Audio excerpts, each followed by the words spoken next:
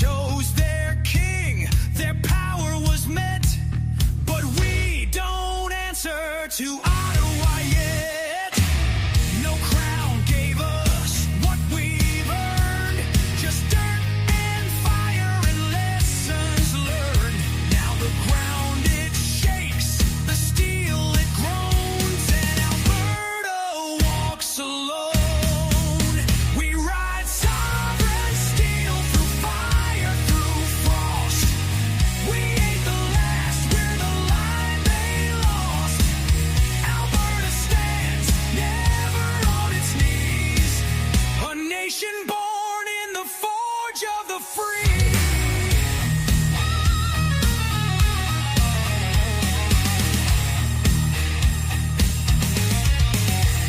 From the rigs to the rails, the crops to the code, we lit their streets, we bore their load. They laughed at pride, they mocked the West, but freedom don't die, it just waits for the test. The cowboys ride, the farmers rise, 5 million strong under open skies. No leash, no lie, no foreign throne. This land is steel and it stands alone. We ride sovereign steel through fire, through frost. We ain't the last, we're the line they lost. Alberta stands never on its knees, a nation born in the forge of the free.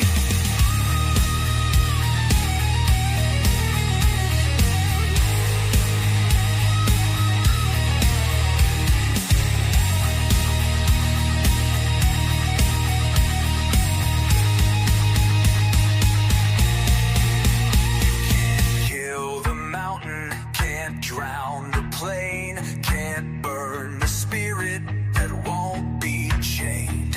He stares down east with a calloused hand and says, this time we draw the line in the land.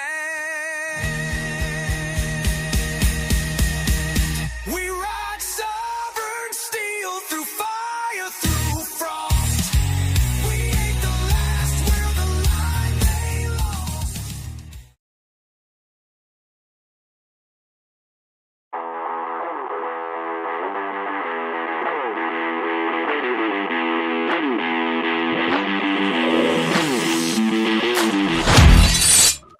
Welcome, welcome, welcome. It is Bruce Show, and this is 7-Eleven. It is a gorgeous August 12th, 2026. I'm excited to be here and excited for this extraordinary time to be alive. Thank you so much for participating on the awakening of humanity, and awakening of Canadians. You've got to do it. We've got to wake them up. I know that sometimes you just want to say, forget it. They're not going to wake up, but we've got to try. And I appreciate you being here. Make sure to share this out. Get some more eyeballs on this information by sharing it with your friends and family. We need to break through the shadow banning, so let's make sure that you guys get this out there. I have an exciting guest. I'm very excited to have this new guest who's going to be participating and testifying in the September 8th to 11th, the Allison Inquiry in Parliament in Ottawa, Canada. I'm very excited to have her because her story was very touching, and I'm not ashamed to say that I cried my eyes out listening to her story when she presented it at the press conference in Ottawa in person. It was very touching. And it's hard to listen to, but we've got to pay attention. We've got to acknowledge these stories. We've got to acknowledge the people that have been damaged and injured and killed so that we can move on and we can heal. So I encourage you to make sure to watch and listen and to share your own story as well. You can actually still sign up to participate in the AllisonInquiry.com. COVID injury, no, COVID inquiry, I think is what it's called. Sorry. AllisonInquiry.com for sure. And that will take you there. You can sign up, and they want to take as many stories as possible. I think it's close to 800. Maybe it's more. Maybe it's much more than that at this point. But in person, we will only have time for, I think they said, about 40 people. Anyway, I'm looking forward to the event. It should be fantastic, and some amazing people in person. And I will be there to document as many of these stories as possible and bring them to you. All right. Before we get started, I always like to talk about local business because it is so important to support your community, support local businesses, support the moms and pops that we know got shattered during the dark times called COVID. And so I'm trying to turn the page on that, trying to instill a community and supporting local as much as possible. One company that has stood by me right from the beginning called nuggetstacker.com. I am not your investment advisor, but I do suggest getting gold and silver for your family's wealth protection. It is a great place to go. You can find that through my website, unscrewthenews.com. I'll give you the link a little bit later. Also, I am supported by Snoot, and I cannot tell you how great this product is. I'm not allowed to by Health Canada, but Snoot spray will. It's like a shower for your nose. It takes away some great stuff. I mean, some horrible stuff. That's what you want. But Snoot spray, take a look at it. Up in the top left-hand corner is a QR code. It'll give you 30% off. That'll help you with the shipping charges coming from the United States. It's a great company, and they're doing great things for a lot of people. But anyway, if you can't support them, and if you'd like to, it will also help yours truly and getting the unscrewed news out to the public. All right, let's get into unscrewing some news right now. I've got Michelle Worton from dental practice to vax injury advocate. I've got her joining me. I'm so excited to have her. A little bit about Michelle Worton. She was a dentist in Fort St. John, British Columbia, and had to cease practicing after taking her COVID injections. She did all the right things. She'll tell us a little bit more about this story, but at the age of 46 or 47, she'll correct me on this, she had to sell her practice because she just couldn't do it anymore. But she's also a co-founder of Can Rise 19, an organization supporting vaccine-injured individuals. And I think it is a great project to be supporting as well. She also led a petition gathering over 2,000 signatures to call for faster support from the Canada's Vaccine Injury Support Program. We're going to get into VISP as well here tonight, but I want to welcome Michelle Worton. Thank you so much for joining me. It is a pleasure to have you. It is so great to see you, and a beautiful smile across the camera there for us. It's a bit different. Welcome. Smile nowadays, yes, but it's there. Yeah. Well, welcome to Unscrew the News. Thank you very much for sharing your story, because I think it's really critical to also document these stories. So thank you for joining me. Of course. Thanks for having me. I appreciate it. I wanted to get into it. I know that you tell the story on a regular basis, but it's really important for our viewers and anybody that's new to your story, to understand a bit about your background. Mm-hmm. Do you mind just going through the steps that got you to this point, that has brought you to this vaccine injury advocacy versus, just digging in people's mouths? And, no, of course I can. So just to clarify first, dental hygiene practitioner, not dentist.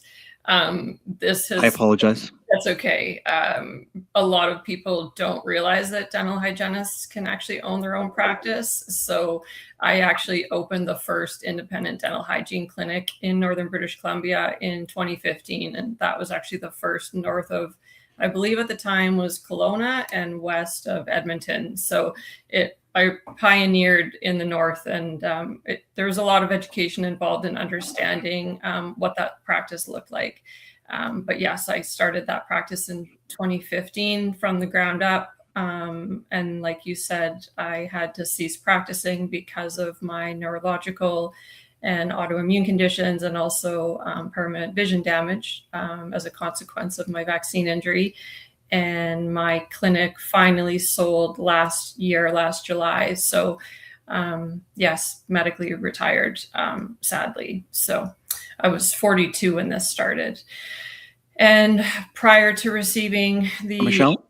Oh, sorry, yeah. Can I get you to hang on a second? Yeah, of course. We got a bit of a delay. I don't know what's happened here, but all of a sudden it's maybe the government of Canada is watching us. Maybe the Chinese spies are fiddling with the satellite feed here. But there was a bit of a delay, so let's just... I'm just going to see if I can close up some of the screens that I've got and see if that will...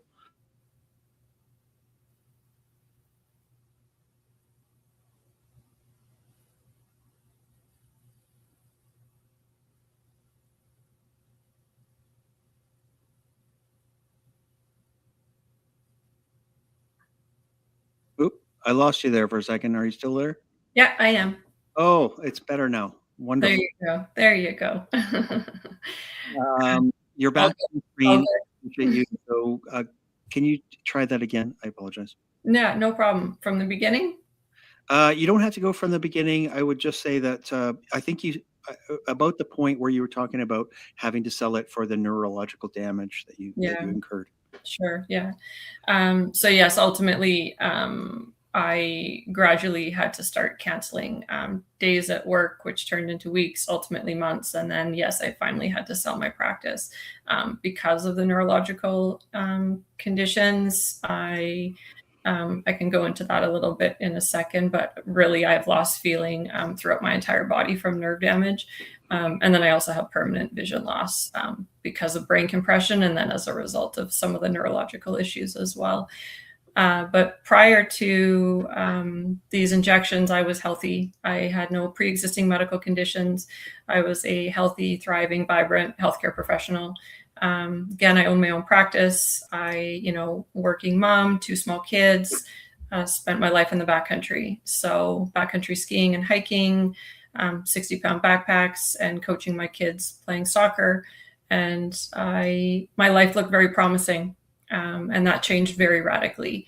And for me, ultimately receiving these injections was a result of increasing mandates in British Columbia, as well as a substantial amount of coercion. And sadly, I also endured quite a bit of exploitation. I had members of the public and some of my patients asking for my vaccine status before they'd confirm their appointments. They were requesting that of my employees. And then I was also criticized for being irresponsible and not doing my due diligence because I wasn't vaccinated. And how my vaccine status became public is something to be concerned with. And then additionally, I also served on our college board, so our regulatory body in British Columbia. And so by November of 2021, we started receiving emails from Bonnie Henry, and our meetings started increasing. And so when confidential mandatory vaccination required came across my inbox, that was certainly concerning for me. And so between meeting at the board table and, that discussion around the board table when you're sitting with colleagues that you've worked with for quite some time, I took my role very seriously in public safety, very seriously. I wouldn't have been practicing for 20 years if I didn't. But this to me wasn't and didn't appear to be a vaccine. So it wasn't stopping transmission. We were still seeing individuals vaccinated getting COVID. And I voiced that at the board table. But our direction was from Bonnie Henry. It was an order. And so ultimately, that's what led me to receive these by the end of 21, because our discussions were the expectation was going to be these mandates would be in place by the end of the year.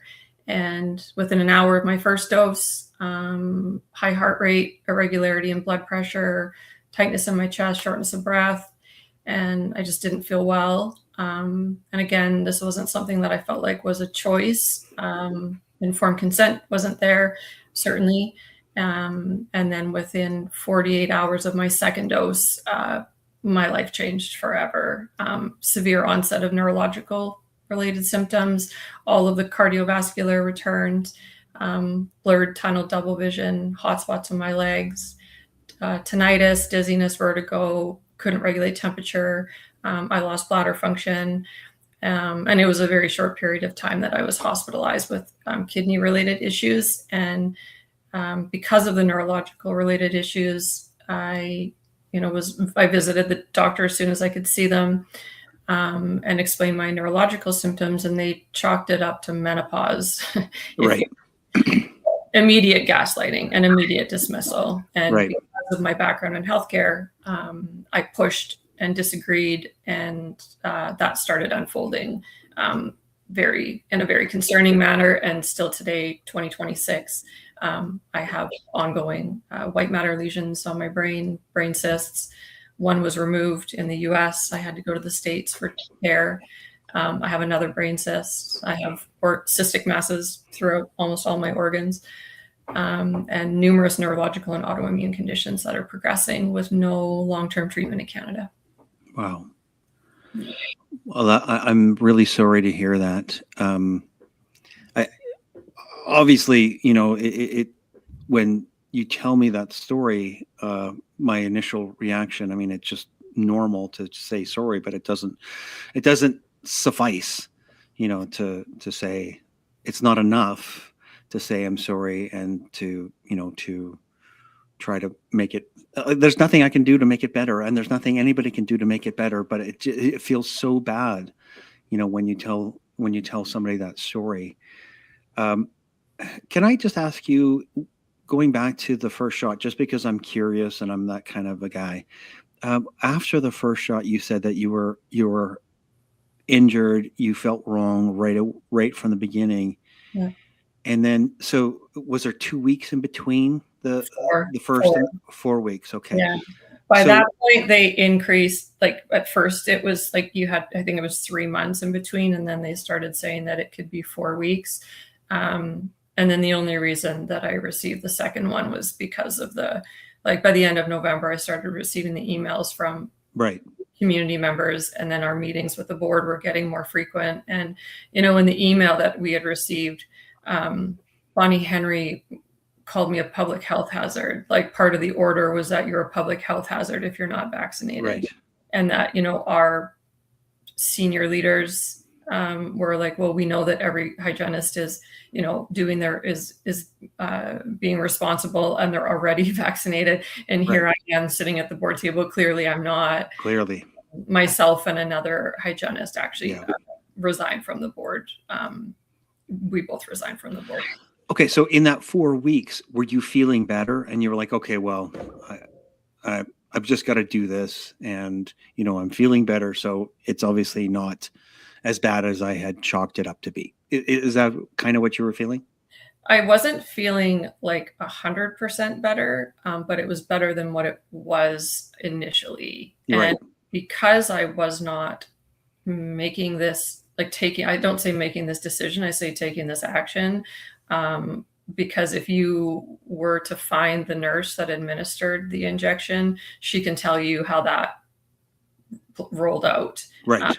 She actually had to move me to a private room in the health unit because I was like an absolute disaster. Like, I was not pleased to be there.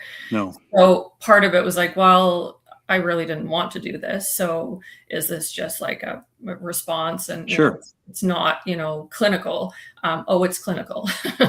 Like, I would now realize that I've, have a laundry list of conditions. And so those conditions, some of them we don't have. Here's a primary issue in Canada. Is other countries are actually really progressing research and not necessarily funding, but research for post-vaccine syndrome. Canada is not interested in doing that. Doctors that speak out or agree with vaccine injury, they're penalized. We can see that with Dr. Yes. Hoff. So it's very difficult to find a Canadian doctor that will acknowledge vaccine injury, but post-vaccine syndrome is more researched in the US. And underneath that umbrella of post-vaccine syndrome is a kind of a collection of other conditions. And so my conditions include immunodeficiency, IgG deficiency. Anyone that's injured is going to know what this is. Immune-mediated small fiber neuropathy, mast cell activation syndrome, POTS, so posterior orthostatic tachycardia syndrome, which is where you have those crazy variability, like an increased variability in blood pressure. I can't maintain upright positioning. I have an acquired connective tissue disorder, and I'm probably missing something. Multifocal nervous system impairment, and a substantial amount of vision loss. And so they are now trying to see if this has turned into any kind of demyelinating condition. So I had a lumbar puncture about 6 weeks ago.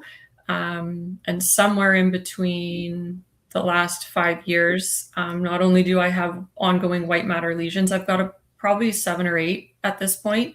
I've also had a stroke. And a lot of this has not been information that's been delivered to me. Yeah.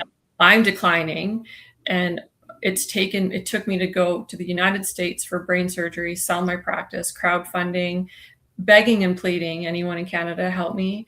But if they see my onset, they reject the referrals. And so I finally took my imaging and went to the States because they just said it was migraines. Right. Or menopause. I've had a migraine for 5 years of my life. And Right. when I have a migraine, like this light, it's hard on me, sounds, and like you name it, it's pain beyond belief.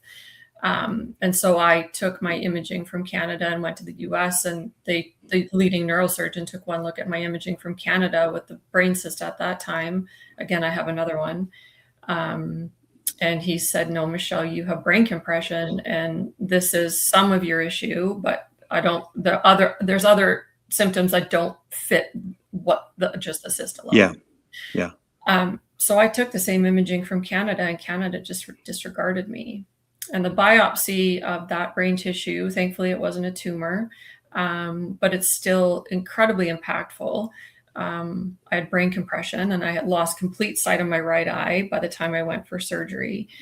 And so that biopsy led me back to Canada trying to see an immunologist, and they didn't send a referral. And so I went back to the US, and within 36 hours, this is now in 2024, so I'm 3.5 years into being injured. Right. I finally get the diagnosis, which are all of what I just said, in 36 hours, because they actually did the right testing. Right. And they had a treatment plan, and the treatment plan they offered me, it's immune modulatory therapy. And so, but the key is that I needed this within like a week of onset of symptoms, because my immune system is the issue. Right. So my immune system is attacking my tissue, my nerves.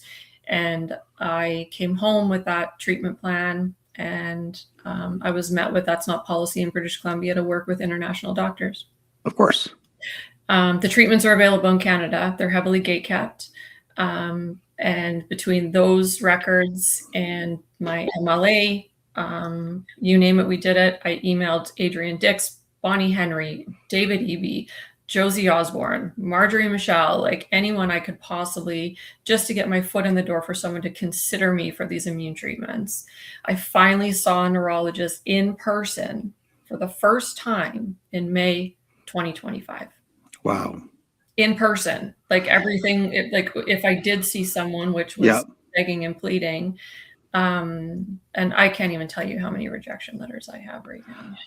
I don't want to go down the road of Canadian healthcare sucks, but it does. And this idea that it's fantastic because it's free is really a trap that we've got to expose and wake people up to. Obviously, I've had a number of these stories. You know, I've been able to witness many other stories of people and their travesty of of the healthcare system. And, it's not just the one-offs. And, No. You're not a rare case. No. I mean, there's a young lady, her father, she has tethered cord syndrome, and she's in Ontario, and he's currently doing a walk with an empty wheelchair. I think it's 200 kilometers because they won't give her the surgery in Canada, and they won't pay for her surgery in the US. The same thing happened to me. Right. Surgery alone cost me just shy of $148,000. Wow. By the time we went down, 3-month follow-up, came home, it's about $205,000 just for that surgery alone. My visit back to the US in 2024 was around $30,000. I sold my dental practice to pay for my health, and my community and all across Canada crowdfunded. There's another young lady in Alberta, I believe. She's young. She has scoliosis, and again, the wait list in Canada is too long. They won't pay for her to go out of country. I tried our last-ditched effort to get plasmapheresis, so that is filtering my blood, which again they should have done within the first week of my injury. My conditions don't fit the criteria for approval in Canada, and so then pay for me to go out of country, because the reason it was recommended for me, as with the other treatments, are IVIG, SCIG, rituximab is another one. And rituximab they actually use for MS patients. There's a whole mechanism that's complex that why it could work for vaccine injured. Yeah. But I'm like, they use these treatments at the NIH in early 2021 when injured went to the NIH, and some injured were a part of the clinical trials for Pfizer and AstraZeneca. And do you know what they did with those people? They didn't include their information in the clinical trial. So they didn't report their injuries. Right. They didn't report their conditions. I have those conditions. And so they provided them this treatment at the NIH, and it did help.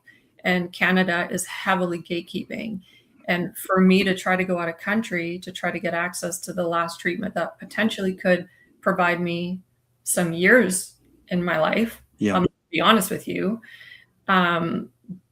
it's $5,000 for one treatment. And realistically, I probably need that every month for the rest of my life. Wow. And Canada said no, like just the middle of July, they said no. I haven't responded well to the other treatment. I finally got access in the middle of 2025 to IVIG. My neurologist in the US was very clear in 2024, if you do not help her now, she will get worse. And I've gotten far worse. My immune system is just so dysregulated. Yeah. It won't tolerate. IVIG is actually other individuals' immune cells. I see. So it's trying to rebuild my immune system and give me cells that don't attack me, and my just rejecting it's like a failed organ donation. Right. Well, okay. So you and I talked about a rabbit hole before we got started, and I feel like I have to breach it at least. Is this? Why do you think that they don't want to take care of or even acknowledge that you have an injury, so that, because you're saying that there's treatment, so there's a gap obviously between what you're experiencing. The Canadian government has a treatment, but they're saying that you don't meet it. So who the hell meets it, Michelle? Who the hell? I mean, if you don't meet that criteria, then who does? And it's like they don't want to acknowledge. This is my thoughts. They don't want to acknowledge that you were vaccine injured by the same vaccines that they were pushing on people, because that's exactly why. Because then they would be liable. Mm-hmm. And if every vaccine injured Canadian that has an immune dysregulation or a neuropathic related condition, if all of us receive these treatments, we're talking trillions of dollars. Right. And heaven forbid you acknowledge that we exist. If you acknowledge we exist, then you acknowledge that there's a problem, and you acknowledge that there was a mistake. And we are now really seeing this unfolding in the US.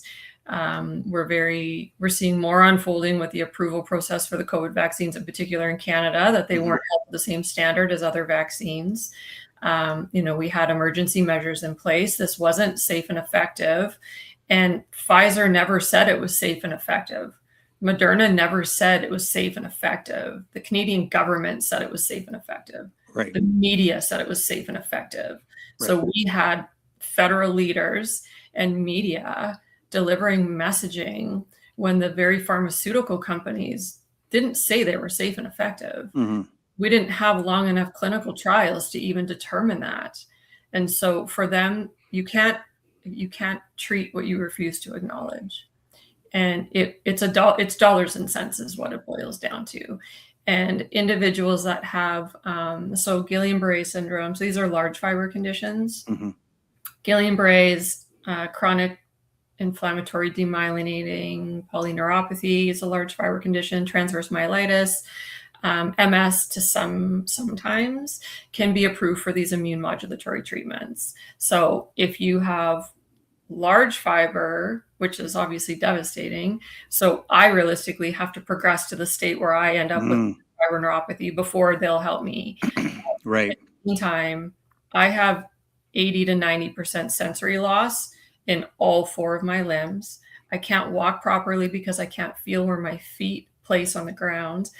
I can't tell you that I'm touching my fingers. Really? Look at my hands. Yes. Yeah.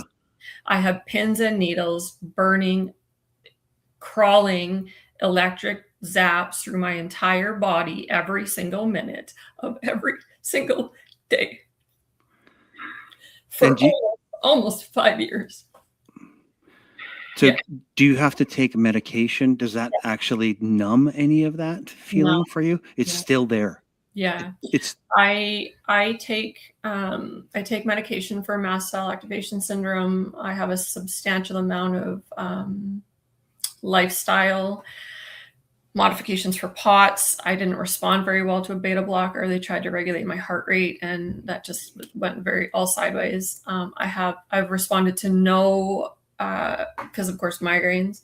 I responded to no migraine treatments. I responded to no off-label migraine treatments, and they would happily give me gabapentin or pregabalin, and I keep refusing because there's a large correlation between rapid cognitive decline and long-term use of pregabalin and gabapentin. And so I take low-dose naltrexone, which in low doses helps with neuroinflammation. And so realistically, in a nutshell, I have post-vaccine syndrome and a multi-system inflammatory syndrome, it's like neuroinflammatory, neuroimmune. And it's complex. And half of our issues as well is that we receive such siloed, fractured care, if we even get care, that no one's looking at this broadly, and you get dismissed as somatic, anxiety, stress, functional neurological disorder, which means they can't or have not done the right testing. And a large component of functional neurological disorder is that it's psychiatric or somatic, which is very challenging to get access to the treatments I discussed if that's the condition that you end up being diagnosed with.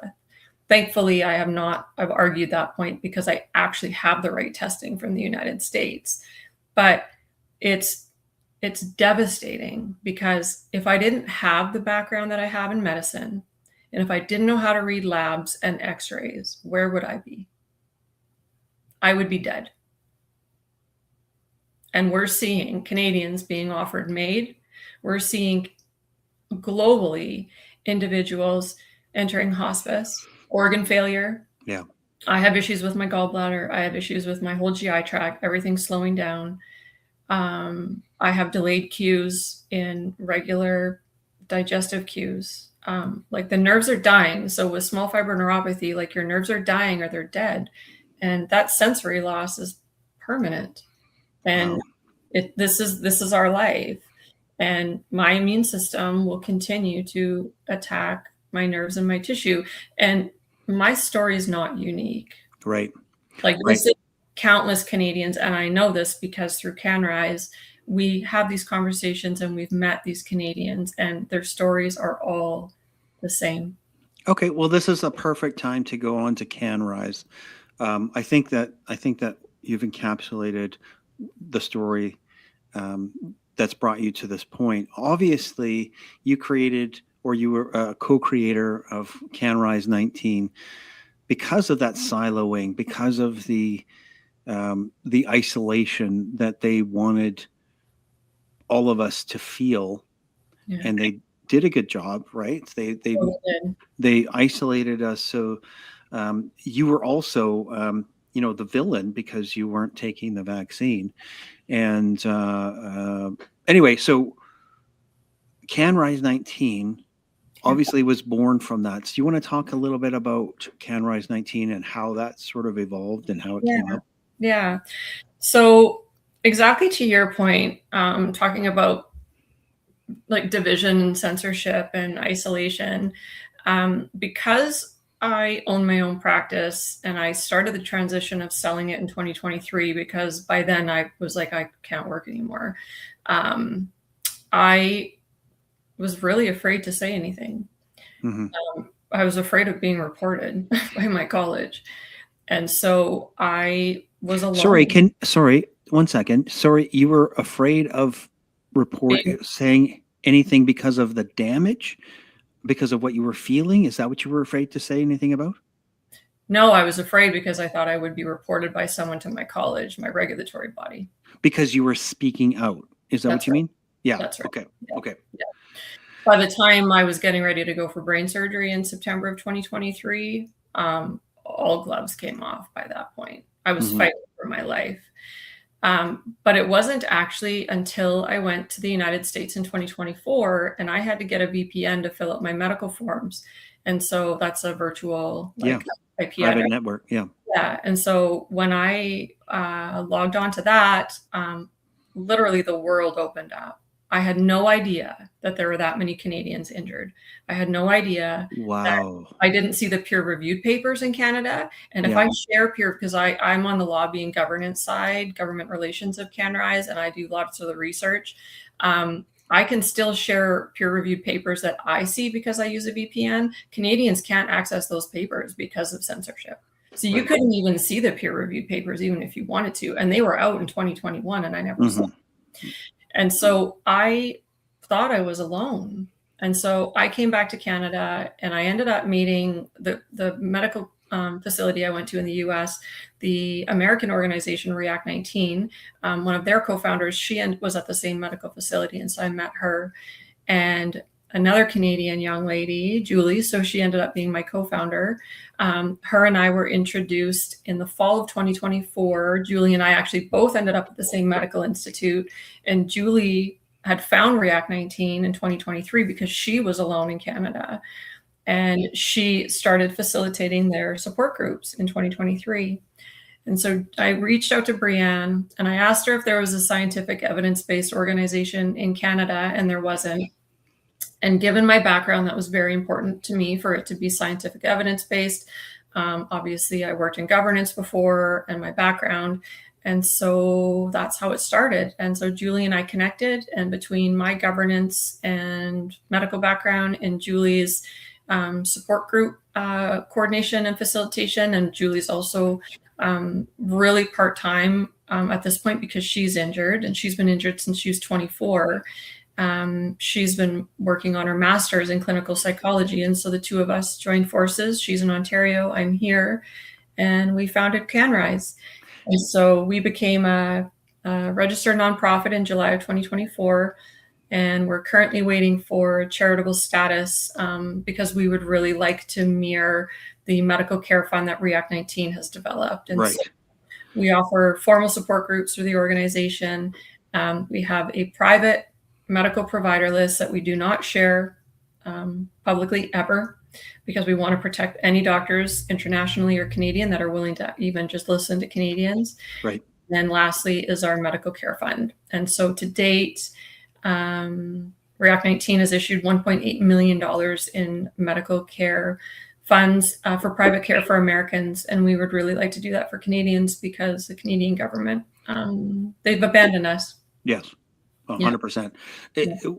Sorry, I'm not really familiar with how organizations like this work, so you'll have to excuse my ignorance. But is part of it lobbying government? Is that part of what you do to obviously fight for the unheard? Mhm.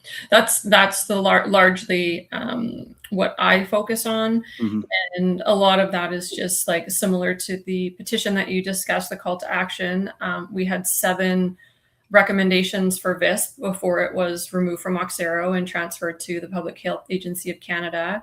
And this is coming from me being an applicant. I'm currently in the appeals process with now VIAP and have been since September of 2024.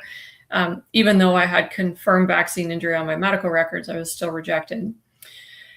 So you can imagine if you Yeah. don't have confirmation, so they agree that there's a temporal relationship. So 2 of their medical panel experts agree that there was a temporal relationship between my injections and conditions or symptoms. My conditions, they don't feel like are from the vaccine. And Right. it's difficult because, again, like I said before, if these conditions aren't reported in the clinical trial, there's no causation. I see. Mm. And so if you watch an inconvenient study, Aaron Seary deposed a vaccinologist in the US about this, and he openly discussed exactly what I just said. Like, if you don't report these conditions or whatnot during the clinical trial, then there's no causation. And so if you can't prove causality, then there's no support from VIAP. And so it's very, very challenging. And so part of CanRise as well, though, which we're very thankful for, is we're the Canadian representative of a global network of organizations similar to ours. There's over 20 now globally. Oh, wow. So we work together internationally with other organizations. We're talking Australia, Right. Scotland, the UK, Denmark. So CBIA, COVID Vaccine Injury Alliance, is that global organization that CanRise is the Canadian representative of. So we are working with partners internationally, and we're trying our best to support Canadians, and we're trying our best to move that research forward. Hmm.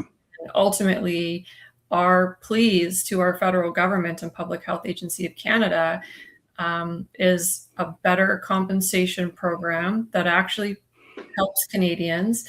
We're 5 years in, and the portal for the new federal program through the Public Health Agency of Canada still doesn't work. Oh, my. And my appeal, so let's put this into context. Yep. My appeal was accepted by VISP. We were in the process of collecting and providing them with our new medical records. And I have more medical records to add now. And so my appeal was transferred from VISP to the new program. I had to wait to get letters in the mail from the new program to plead why my appeal should be considered with the new program, even though it was accepted with VISP. So that's what I'm trying to do right now. The amount of hours that I had to try to spend, as sick as I am, like, nobody wants to be vaccine injured. Like, this isn't like this. Right. You didn't ask for this. Yeah. Don't want to be here. Like, it's the most inhumane experience you'll have. Like, you're I told you so because you took it and you're injured, or don't talk about it anymore. It's over. And then you have a federal program that is like making it next to impossible so that you give up. And you know what? Canadians are giving up applying. And 100%. And recent, the application process, so if you go on their website, is they'll only accept medical records from Canadian doctors. Jeez. You can't argue with my American records. Like, my American records from leading neurologists and immunologists say impression, COVID vaccine injury, small fiber neuropathy, COVID vaccine related or onset, like POTS, vaccine, immune, all the immune stuff, all related to like the vaccine. And in Canada, good luck trying to get a doctor to write that on paper. Oh my gosh. Okay.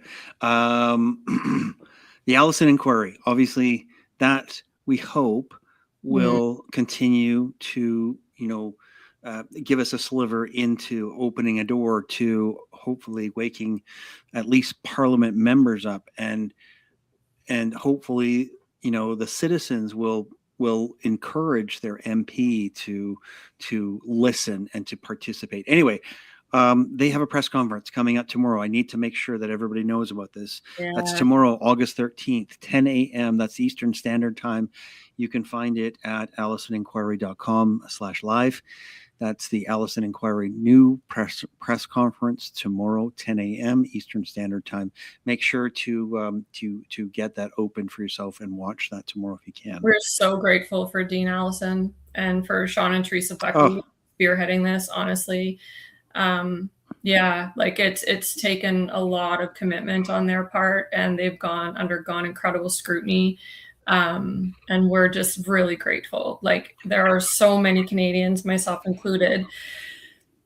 This will be the first time they'll ever have their story heard, and their story heard in all of us that will be there with MPs and lawmakers. And I'll be honest with you, there are many of us that don't know what our life's going to look like next year. And so people that get to be there to testify, the efforts that it takes to get there are, you can't even imagine. I have a very difficult time. I don't leave my house like 80 to 90% of the time. I'm bedbound 90% of my life now. Oh my goodness. Yeah, like my life is radically different. And this hasn't just affected me. This is my 2 young children and my spouse. Like, they're my caregivers. Right. But we are incredibly grateful for the Allison Inquiry, for the testimonies that are going to be heard. And we are really encouraging all MPs to attend. And my hope is that these testimonies will translate into reform with the federal compensation program, actual reform, and a program that works. And also that we can actually get some funding for research, diagnostics, and treatment, because that's what Canadians need. And abandoned. And the time is now to actually step forward. And there needs to be wrongs need to be righted, and we can't let this happen again. And for any family that doesn't think that this can't touch them, you are heavily mistaken, because you don't ever know if it could. And if it did happen to your family, would you want to be in the situation that tens of thousands of Canadians are in right now? We're telling our stories to try to ensure that this doesn't happen again. And if you are injured, we want to ensure that the right systems are in place, so that you actually get the healthcare you need and the support that you need when you need it. Right. Because it's not there. And you and I, before we hit record, we're briefly talking about how there's a lot of Canadians that still don't believe, that we're in this position, that there's people like you that have been injured, that the Canadian government don't care to take care of. They're not making you whole by doing at least the best that they can to rectify the situation. There's a lot of people that still, and I'm not really swinging any bats at people, but I mean, if you're not paying attention to what's actually happening, you're just off in la la land. And I had a little bit of a dream. I was thinking about it today. Is like, do you remember the 1980s? There really wasn't any thing to really be concerned about. There was very little to be concerned about. You just really enjoyed life. It was good music. You were wearing silly clothes or whatever the case is. But 90s was neon. It was great. There really wasn't a lot to be really concerned about. I mean, I was younger, obviously, at that point, but you really have to be looking over your shoulder and paying attention to what's going on around you. Our children have obviously lived through one of the worst scenarios of lockdowns and vaccines and censorship. So we're not in that period where you can just be lollygagging through life. I guess my point is that this is real. It's not made up, and it's not in your head. This is not psychosomatic, and people are really going through this, and we need to heal. There's a lot of people, you mentioned it yourself, that there's a lot of people that would rather if you just shut up about it because it's over. but we can't move on until there's a healing. I feel there's a gaping wound, Oh, and there is, and it's years. Like it's five years of a gaping wound, and like acknowledgement would go a long way. You can't bring back the people we've lost. You can't give us the years that we've lost or the years we may continue to lose. Mhm. But we have lost compassion. And like it is devastating to see what's happened to humanity. And the divisiveness and the isolation has further led to that. And if we want to talk about like reconciliation, it's like as a whole is what we need to look at. And compassion is a huge component of that. Many of us are, called anti-vaxxers. That's insulting. Like I wouldn't be in this situation if that was the case. Right.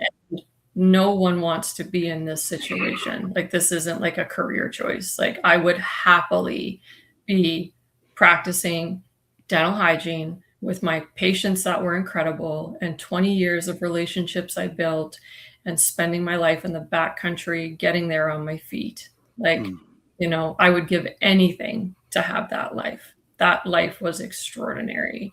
And many of us have been robbed of the life that we once had and continue to dream of. Like we've lost hopes and dreams and memories and goals.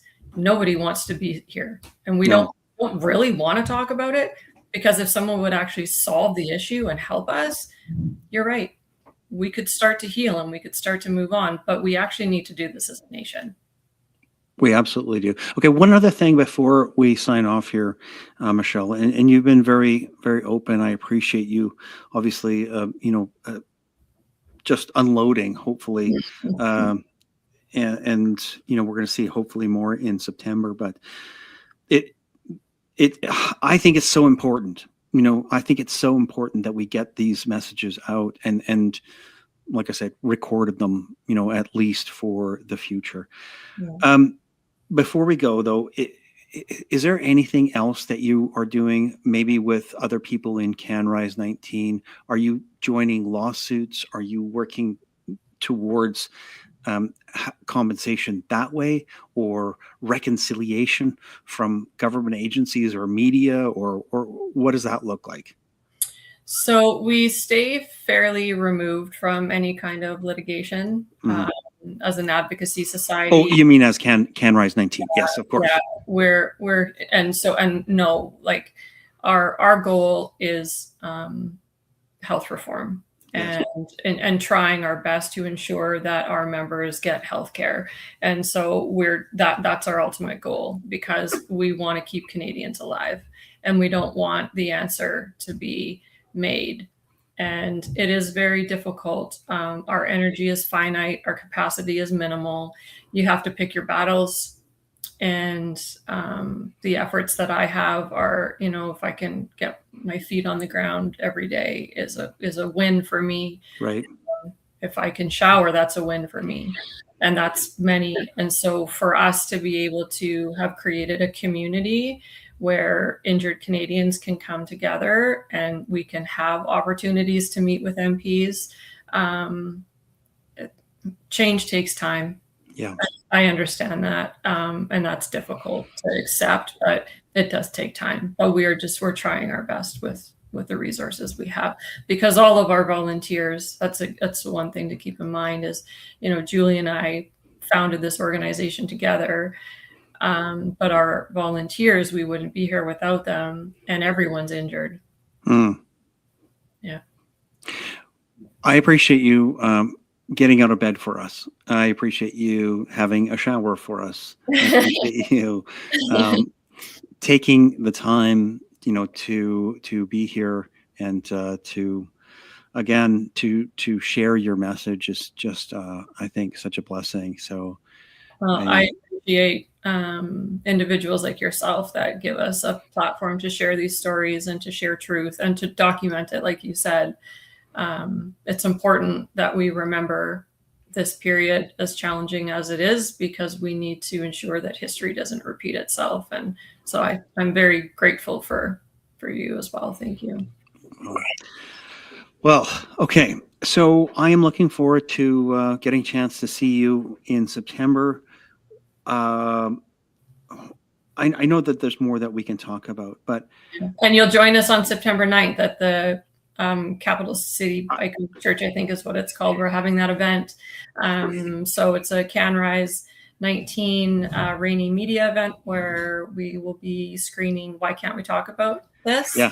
Documentary, and myself, I'll be there. Julie will be there. There's some special guests that are coming, and we really invite injured and individuals that are just interested in learning more. And I know what it's like to be able to meet in person. Julie and I met hundreds of injured in Texas, and to be in a space with individuals that are walking the same walk as you is incredibly powerful. And so we're hoping that September the 9th is going to be an opportunity that, perhaps we can just get a small insight to what healing could look like, because we'll be face to face with one another. Oh, I think that'll be an exceptional evening, as they all are. As I said to you before we did this, is meeting the people. Although this technology is fantastic and it's wonderful to be able to share this information over the internet, I think even more so during these dark times. I call it the dark times that we went through. It makes me even more appreciative of being face to face and in the energy field of people around me that are positive and uplifting.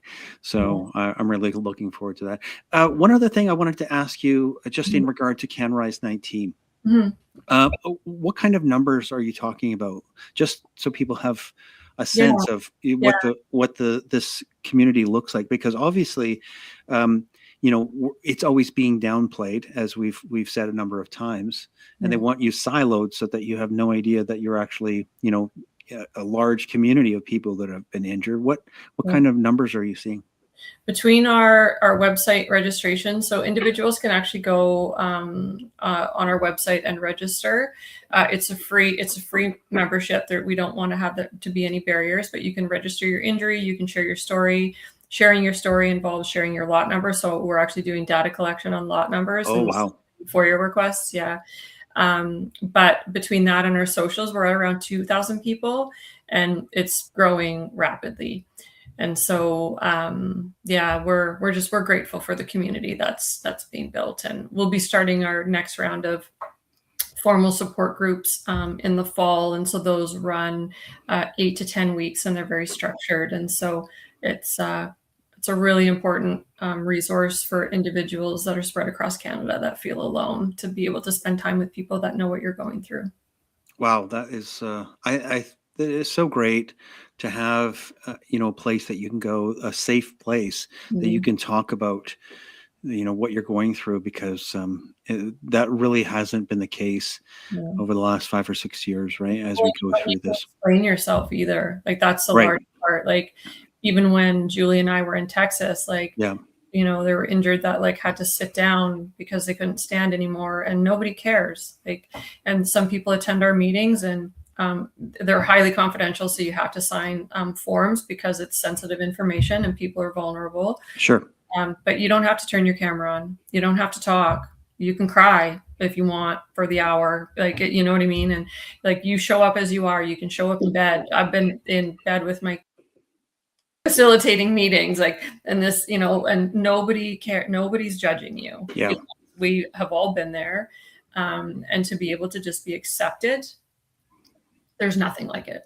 Yeah, you're right. I mean, without having to explain to anybody, or to, I guess, you just try to tell somebody that this is, it's not in my head, and I can't believe it. Feel like you're trying to justify yourself. Right. Every doctor's appointment I go to, I feel like it's a court case. Right. I feel like I'm just presenting a court case. It's of course. Please believe me. Please believe me. Yeah. And it's a story that we hear often, but you show up as you are with us, and we welcome you with open arms. That's fantastic. All right, let's say this is a wonderful conversation. Let's stop right here. Thank you so much for being here. It is a pleasure to meet you. As I said a number of times, it really is. And I'm sorry that you've gone through this, but I am honored with all of the people, because it is such an interesting conversation that I have with people as they move through this process. And so thank you so much for doing that. Taking the time. Take care. God bless you. Okay. If you don't mind sticking around, I'm just going to say goodbye to the audience quickly. Thank you so much for being here. Make sure to share this out. Get some more eyeballs on it. We've got to wake up Canadians. We've got to wake up to what's going on around us. Allison Inquiry coming up September 8th to 11th. Ottawa in Parliament. Be there. Watch it online. Whatever you have to do, if you can, be there. Anyway, let's stay sane together. Keep your head on a swivel. This is Bruce, and I'm out of here. Thank you so much for watching Unscrew the News. I appreciate your participation in freedom in Canada. Share this information and help others to wake up. God bless.